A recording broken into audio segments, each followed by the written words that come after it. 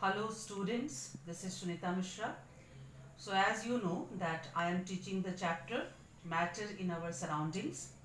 Now I will discuss the next topic in the chapter, and that is a classification of the matter as solid, liquids and gases.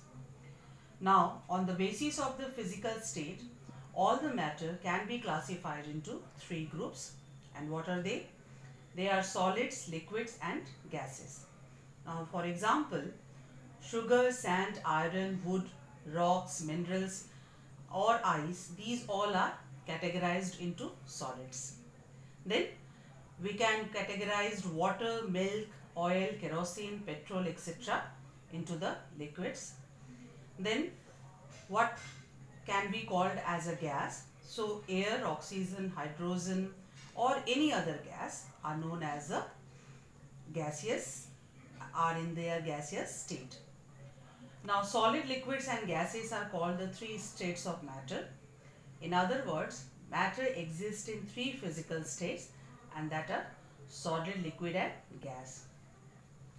Now before we go to the properties of the solid, liquid and gas separately, we have to know what is a rigid and fluid means. That means there are two new words, rigid and fluid. So first I am going to tell you what does rigid means. It means unbending or inflexible. That means if anything can't be bent and if anything can't be flexible, then that can be called as a rigid. Like a stone is a rigid because it is unbending or inflexible. Now what is a fluid? Now fluid means a material which can flow easily and requires a vessel or container to keep it. Like water is a fluid. Why? Because if we pour water on the top of a table, it flows over the surface of the table. Okay. So we can say water, milk, these all can be called as a fluid. Now we go one by one to the properties of the solid, liquid and gases. So first we will discuss the properties of the solids. Now what are the properties? That solids have a fixed shape and fixed volume. Then solids cannot be compressed much. Then third, solids have high density. That means they are heavy, they are heavier. Solids do not fill their container completely. And number 5, solids do not flow. Now we will go to the properties of the liquids. Now the first property is that liquids have a fixed volume but they have no fixed shape.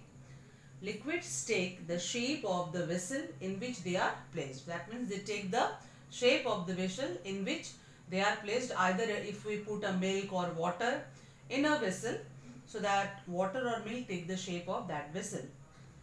Then like solids, liquid cannot be compressed much. They cannot be also compressed like the solid.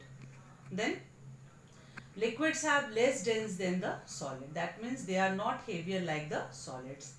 And fourth character or fourth property of the liquid is liquids do not fill their container completely. Okay. And fifth property is that liquids generally flow easily. They can flow easily, but solids, we see that the solids cannot flow easily. Now we come to the properties of the gases.